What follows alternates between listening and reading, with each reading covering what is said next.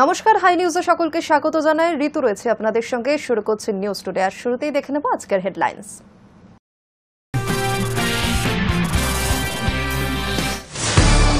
টানা বৃষ্টিতে খাস কলকাতায় ভাঙল দুটি বাড়ি, একটি গিরিশ পার্ক, অন্যটি বউবাজার এলাকায়। ঘটনায় হতাহতের কোনো খবর নেই। বৃষ্টিতে ব্যাহত জনজীবন, কলকাতার একাধিক এলাকা জলমগ্ন। দুই বঙ্গেই জারি সতর্কতা, মৎস্যজীবীদের সমুদ্রে যেতে নিষেধাজ্ঞা। স্কুল চলাকালীন আচমকায় ভেঙে পড়ল ছাদ, মৃত অন্তত 4 পড়ুয়া, আহত বহু। রাজস্থানে ঝালওয়ারের ঘটনা, ধ্বংসস্তূপের নিচে চাপা পড়ার আশঙ্কা প্রায় 40 জনের। মুক্ত বাণিজ্য চুক্তি স্বাক্ষরিত হল ভারত ব্রিটেনের মধ্যে। চুক্তি স্বাক্ষরিত হওয়ার পর দুই দেশের মধ্যে বছরে $34 বিলিয়ন বাণিজ্য বৃদ্ধির সম্ভাবনা। মালদ্বীপ সফরে প্রধানমন্ত্রী মোদীর সফরকে দুই দেশের সম্পর্কে এক গুরুত্বপূর্ণ পুনর্নির্মাণের ইঙ্গিত হিসেবেই দেখছে কূটনৈতিক মহল। শুরুতে নজর রাখবো আবহাওয়ার খবরের দিকে। টানা বৃষ্টির জেরে জনজীবন ব্যাহত। বৃহস্পতিবার রাত থেকে শুরু হওয়া টানা বৃষ্টিতে মধ্য কলকাতার একাধিক এলাকা জলমগ্ন।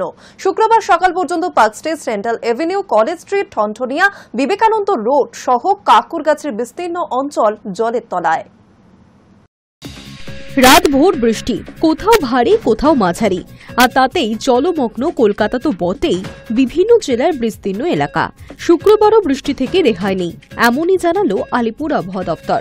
বঙ্গোপসাগরে ঘনাচ্ছে নিম্নচাপ, তার জেরে দক্ষিণবঙ্গ তো বটেই, ভাসবে উত্তরবঙ্গ। দুই জেলায় জারি লাল সতর্কতা, কোনো কোনো জেলায় কমলা সতর্কতাও জারি করেছে আবহাওয়া দপ্তর। বৃহস্পতিবার রাত থেকে ঝমঝমিয়ে বৃষ্টি নামে কলকাতা সহ দক্ষিণবঙ্গের একাধিক জেলায়। রাতভর বৃষ্টিতে কোথাও গোড়ালি ভেজা জল জমে, কোথাও আবার হাঁটু সমান জল। সকাল থেকে বৃষ্টির তেজ কমলেও আকাশ মেঘলা, মাঝে মাঝে রোদের দেখা পাওয়া গেলেও তা ক্ষীণ। শুক্রবার দিনভর পুরুলিয়া, পূর্ব পশ্চিম মেদিনীপুর, পূর্ব পশ্চিম বর্ধমান, দক্ষিণ 24 পরগনা, হুগলি, বাঁকুড়া, ঝাড়গ্রাম এলাকায় অতি ভারী বৃষ্টির সম্ভাবনা রয়েছে বলে জানাচ্ছে আলিপুর আবহাওয়া দপ্তর। উপকূলবর্তী এলাকাতেও জারি রয়েছে সতর্কতা। সমুদ্র উত্তাল থাকার কারণে বৃহস্পতিবার থেকে পরবর্তী নির্দেশ না দেওয়া পর্যন্ত মৎস্যজীবীদের সমুদ্রে না যাওয়ার নির্দেশ দেওয়া হয়েছে। শুধু দক্ষিণবঙ্গই নয়, উত্তরবঙ্গের দার্জিলিং, কালিম্পং, জলপাইগুড়ি এবং আলিপুরদুয়ার জেলাতেও শুক্রবার দমকা ঝোড়ো হওয়ার সঙ্গে ভারী বৃষ্টি বইতে পারে বলে জানাচ্ছে Mausam Bhavan. Hi News Network. রাতভর লাগাতার বৃষ্টির শহর কলকাতায়, যার জেরে খাস কলকাতায় ভাঙল দুটি বাড়ির একাংশ, একটি গিরিশ পার্ক ও অন্যটি বউবাজার এলাকায়। তবে ঘটনায় হতাহতের কোনো খবর নেই। আতঙ্ক তৈরি হয়েছে বাসিন্দাদের মধ্যে। অন্যদিকে বৃষ্টিতে ফোর্ট উইলিয়াম সংলগ্ন ময়দানের কাছে একটি গাছ উপড়ে পড়ে। তবে কলকাতা পুলিশ সঙ্গে সঙ্গে রাস্তা পরিষ্কার করার উদ্যোগ নেয়, কোনো যানজট হয়নি। অন্যদিকে বৃষ্টিতে একাধিক এলাকায় জল জমেছে। তৎপরতার সঙ্গে কাজ শুরু করেছে পুরসভা। কিছু জায়গায় ইতিমধ্যে জল নামতে শুরু করেছে।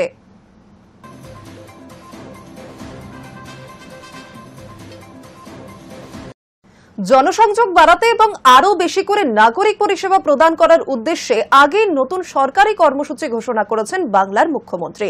আগামী ২রা আগস্ট থেকে শুরু হওয়া এই কর্মসূচি নিয়ে এবার পঞ্চায়েত এবং বিধানসভার জনপ্রতিনিধিদের উদ্দেশ্যে বিশেষ ঘোষণা করল নবান্ন।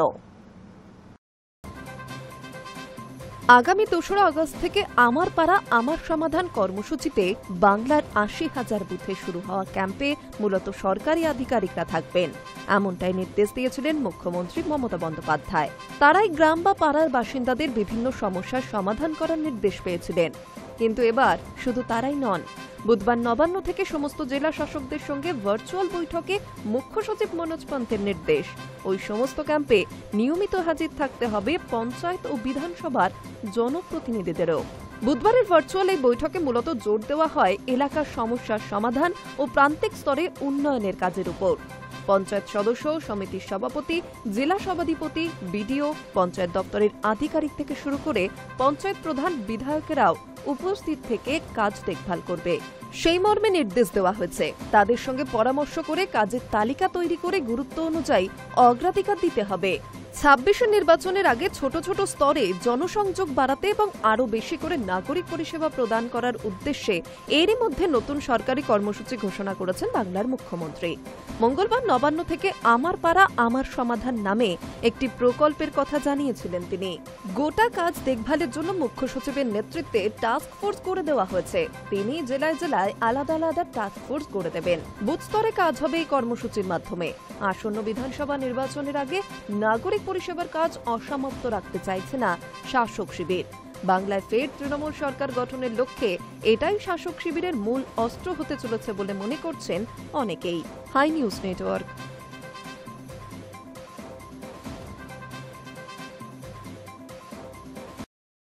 স্কুল চলাকালীন আচমকায় ভেঙে পড়ল ছাদ, মৃত অন্তত 4 পড়ুয়া, বহু আহত। রাজস্থানের ঝালওয়ারের ঘটনা, ধ্বংসস্তূপের নিচে চাপা পড়ার আশঙ্কা প্রায় 40 জনের। স্কুল চলাকালীন আচমকায় স্কুল ভবনের ছাদ ভেঙে পড়ল হুড়মুড়িয়ে। সংবাদ মাধ্যম সূত্রের খবর, ধ্বংসস্তূপের নিচে আটকে পড়েছে অনেক পড়ুয়া। কয়েকজনকে মৃত অবস্থাতে উদ্ধার করা হয়েছে। রাজস্থানের ঝালওয়ারের ঘটনা। সংবাদ মাধ্যম সূত্রের খবর, শুক্রবার সকাল 8:30 নাগাদ ঝালওয়ারের মনোহর থানা এলাকার পিপলরি গভর্নমেন্ট স্কুল ভবনের ছাদ ধসে পড়ে। ঘটনা নজরে আসতেই প্রথমে স্থানীয়রা ছুটে আসেন উদ্ধার কাজে। খবর দেওয়া হয় পুলিশ ও প্রশাসনকে। ঘটনাস্থলে আসে দমকল এবং উদ্ধারকারীর দল। প্রশাসনিক কর্তাদের মতে, যখন দুর্ঘটনাটি ঘটে তখন শিক্ষা প্রাঙ্গণে অন্তত 40 জন শিশু ছিল। এছাড়াও কয়েকজন শিক্ষক উপস্থিত ছিলেন সেখানে। আচমকায় স্কুল ভবনের একতলা ধসে যায়, আর তার নিচেই আটকা পড়েন পড়ুয়া এবং শিক্ষকেরা। সূত্রের খবর, ওই স্কুলটির অনেকদিন ধরেই ভগ্ন দশায় ছিল। এই নিয়ে প্রশাসনের কাছে অভিযোগও জানানো হয়েছিল একাধিকবার, কিন্তু টনক নড়েনি। স্থানীয় পুলিশ সূত্রে জানা গিয়েছে, একতলা স্কুল বাড়িটি ভেঙে পড়ায় 4 জন শিশুর মৃত্যু হয়েছে। আহত কমপক্ষে 17 জন। 10 জনকে বড় হাসপাতালে স্থানান্তর করা হয়েছে। এর মধ্যে 3 থেকে 4 জনের অবস্থা আশঙ্কাজনক। ঘটনাস্থলে ধ্বংসস্তূপ সরাতে এখনো পর্যন্ত 4টি জিসিবি মেশিন আনা হয়েছে। প্রয়োজনে সেই সংখ্যা আরও বাড়াতে হতে পারে বলেই মনে করছে স্থানীয় কর্তৃপক্ষ। দুর্ঘটনার খবর পাওয়া মাত্র স্কুলের বাইরে ভিড় করেছেন অভিভাবকেরা। সকলের চোখে মুখে আতঙ্ক। নিজেদের সন্তানদের খোঁজে অনেককেই এদিক ওদিক ছোটাছুটি করতে দেখা যাচ্ছে। আহতদের মনোহর থানা হাসপাতালে নিয়ে যাওয়া হয়েছে। তবে গুরুতর আহতদের ঝালওয়ারের অন্য হাসপাতালে স্থানান্তর করেছেন জেলা আধিকারিকেরা। Hi News Network. ভারত ও ব্রিটেনের মধ্যে মুক্ত বাণিজ্য চুক্তি স্বাক্ষরিত হয়েছে। চুক্তি স্বাক্ষরিত হওয়ার পর দুই দেশের মধ্যে বছরে $34 বিলিয়ন বাণিজ্য বৃদ্ধি পাবে বলে মনে করছে আন্তর্জাতিক মহল।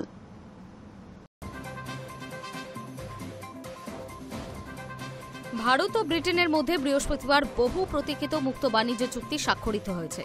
এদিন ব্রিটিশ প্রধানমন্ত্রী কিয়ার স্টারমার ও ভারতের প্রধানমন্ত্রী নরেন্দ্র মোদী এই চুক্তিতে স্বাক্ষর করেন।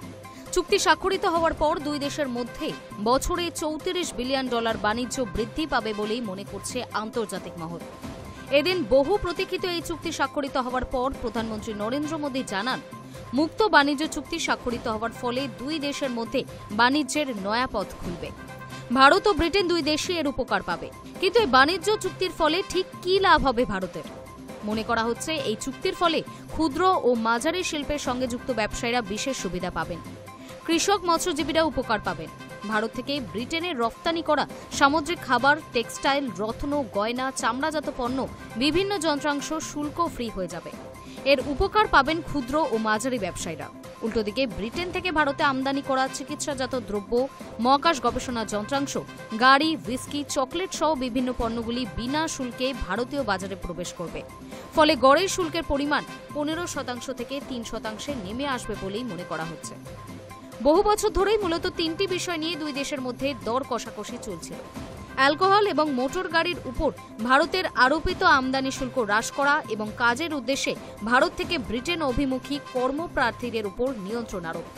অ্যালকোহল ও মোটর গাড়ির উপর আমদানি শুল্ক হ্রাসে নরম মনোভাব দেখালেও অভিবাসন ইস্যুতে ভারতের কঠোর হওয়ার সম্ভাবনা প্রথম থেকেই বেশি ছিল। 2021 সালে বরিস জনসনের আমলে নতুন করে দুই দেশের মধ্যে এই চুক্তি আলোচনা শুরু হয়। তারপর লিজ ট্রাসের জামানাতেও জট খোলার কোনো সম্ভাবনা দেখা যায়নি। তার মন্ত্রিসভার স্বরাষ্ট্রমন্ত্রী সুয়েলা ব্রাভারম্যান মন্তব্য করেছিলেন যে মুক্ত বাণিজ্য চুক্তি স্বাক্ষর হলে ব্রিটেনে ভারতীয় অভিবাসনের সংখ্যা বেড়ে যাবে। তাতে নয়াদিল্লি তো বটেই, ব্রিটেনে ভারতীয়দের মধ্যে তীব্র প্রতিক্রিয়া দেখা দিয়েছিল, যার জেরে ব্রাভারম্যান পদত্যাগ করেন। তারপর দেশের সামগ্রিক পরিস্থিতি সামাল না দিতে পারার ব্যর্থতার দায় মাথায় নিয়ে লিজ ট্রাসকেও সরে যেতে হয়। এরপর 2022 সালে ব্রিটেনের ক্ষমতায় আসেন ভারতীয় বংশোদ্ভূত ঋষি সুনাক। ফের নতুন করে ওই ঐতিহাসিক চুক্তি স্বাক্ষর হওয়ার সম্ভাবনা তৈরি হয়। 2023 সালে দিল্লি অনুষ্ঠিত G20 সম্মেলনে যোগ দিয়ে এ নিয়ে তিনি মোদির সঙ্গে বৈঠকও করেন, যা ফলপ্রসূ হয়েছিল। তারপর এই চুক্তি নিয়ে আলোচনা চলছিল দুই দেশে, কিন্তু এর মাঝে ব্রিটেনে ক্ষমতায় আসে স্টারমারের লেবার পার্টি। ভারতের সঙ্গে দ্বিপাক্ষিক সম্পর্ক মজবুত করার ক্ষেত্রে স্টারমারের বিদেশ নীতির প্রধান বিষয় ছিল মুক্ত বাণিজ্য চুক্তি, যার পথ প্রশস্ত করার পাশাপাশি শিক্ষা, প্রযুক্তি, নিরাপত্তা সহ নানা ক্ষেত্রে দিল্লির সঙ্গে একযোগে কাজ করার ইচ্ছা প্রকাশ করেছিলেন তিনি। এবার স্টারমারের জামানাতেই জট কাটল বহু প্রতীক্ষিত এই চুক্তির। Hi News network.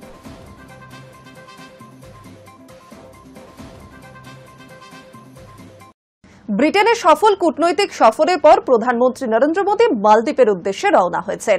এই সফরের মাধ্যমে তার দুই দেশ ভ্রমণের দ্বিতীয় পর্যায়ের সূচনা হল। মোদীর সফরকে দুই দেশের সম্পর্কে এক গুরুত্বপূর্ণ পুনর্নির্মাণের ইঙ্গিত হিসেবেই দেখাচ্ছে কূটনৈতিক মহল। ব্রিটেনে সফল কূটনৈতিক সফরের পর প্রধানমন্ত্রী নরেন্দ্র মোদী মালদ্বীপের উদ্দেশ্যে রওনা হয়েছেন। এই সফরের মাধ্যমে তার দুই দেশ ভ্রমণের দ্বিতীয় পর্যায়ের সূচনা হল। মোদীর সফরকে দুই দেশের সম্পর্কে এক গুরুত্বপূর্ণ পুনর্নির্মাণের ইঙ্গিত হিসেবেই দেখা হচ্ছে। রাষ্ট্রপতি মোহাম্মদ মুইজ্জুর আমন্ত্রণে প্রধানমন্ত্রী মোদী 25 থেকে 26 জুলাই মালদ্বীপ সফরে রয়েছেন। শুক্রবার রাজধানী মালেতে আয়োজিত মালদ্বীপের 60তম স্বাধীনতা দিবস উদযাপনে তিনি গেস্ট অফ অনার হিসেবেও অংশগ্রহণ করেন। এই সফর বিশেষ তাৎপর্যপূর্ণ, কারণ এটি 2023 সালে মুইজ্জুর নির্বাচনের পর ভারত ও মালদ্বীপের মধ্যে প্রথম উচ্চ পর্যায়ের রাষ্ট্রীয় মিটিং। উল্লেখযোগ্যভাবে মুইজ্জুর শাসনামলে মালদ্বীপের পররাষ্ট্রনীতিতে দৃশ্যমান পরিবর্তন এসেছে, যার বড় প্রভাব পড়েছে ভারত মালদ্বীপ সম্পর্কের উপর। প্রধানমন্ত্রী মোদী ও রাষ্ট্রপতি মুইজ্জুর মধ্যে এই সফরে দ্বিপাক্ষিক আলোচনা হতে চলেছে, যার মূল বিষয়বস্তু থাকবে কৌশলগত সহযোগিতা, অর্থনৈতিক অংশীদারিত্ব ও সামুদ্রিক নিরাপত্তা। ভারতের বিদেশ মন্ত্রকের তরফে জানানো হয়েছে, মোদীর এই সফরে তিনি রাষ্ট্রপতি মুইজ্জুর সঙ্গে বিস্তারিত আলোচনা করবেন এবং মালদ্বীপে ভারতের সহায়তায় তৈরি একাধিক উন্নয়ন প্রকল্পের উদ্বোধন করবেন। ভারতের পররাষ্ট্র সচিব বিক্রম মিশ্রি জানিয়েছেন, রাষ্ট্রপতি মুইজ্জুর শাসনামলে এই প্রথমবার কোন সরকার প্রধান মালদ্বীপে রাষ্ট্রীয় সফরে গেলেন। মালদ্বীপে নিযুক্ত ভারতের হাই কমিশনার জি বালাসুব্রমণ্যম জানিয়েছেন, এই সফরে ভারত ও মালদ্বীপের মধ্যে একাধিক সমঝোতা স্মারক বা মৌ স্বাক্ষরিত হবে। তিনি বলেন, প্রধানমন্ত্রী ও রাষ্ট্রপতির মধ্যে প্রেসিডেন্সিতে একাধিক বৈঠক হবে। এরপর ভারতের অর্থনৈতিক সহায়তায় নির্মিত বহু প্রকল্প, তা সে লাইন অফ ক্রেডিট হোক বা গ্রান্ট হোক, উদ্বোধন বা হস্তান্তর করা হবে। সফরের তৃতীয় দিনে আরও কিছু বৈঠক হওয়ার সম্ভাবনা রয়েছে। সন্ধ্যায় স্বাধীনতা দিবস উদযাপন হবে, যেখানে আমাদের প্রধানমন্ত্রী গেস্ট অফ অনার হিসেবে উপস্থিত থাকবেন। এরপরেই সফর শেষ হবে। তাহলে কি এটাই ভারত মালদ্বীপ সম্পর্কে নতুন অধ্যায়ের সূচনা? কূটনৈতিক বিশেষজ্ঞদের মতে রাষ্ট্রপতি মুইজ্জুকে সাধারণত চীন ঘেঁষা নেতৃত্ব হিসেবেই দেখা হয়ে থাকে। তার ক্ষমতায় আসার পর ভারত মালদ্বীপ সম্পর্কে বেশ টানাপোড়েন দেখা দেয়। এই প্রেক্ষাপটে প্রধানমন্ত্রী মোদীর এই সফরকে দুই দেশের সম্পর্কে নতুন করে ভারসাম্য ফিরিয়ে আনার একটি গুরুত্বপূর্ণ কূটনৈতিক পদক্ষেপ হিসেবেই দেখা হচ্ছে। Hi News network.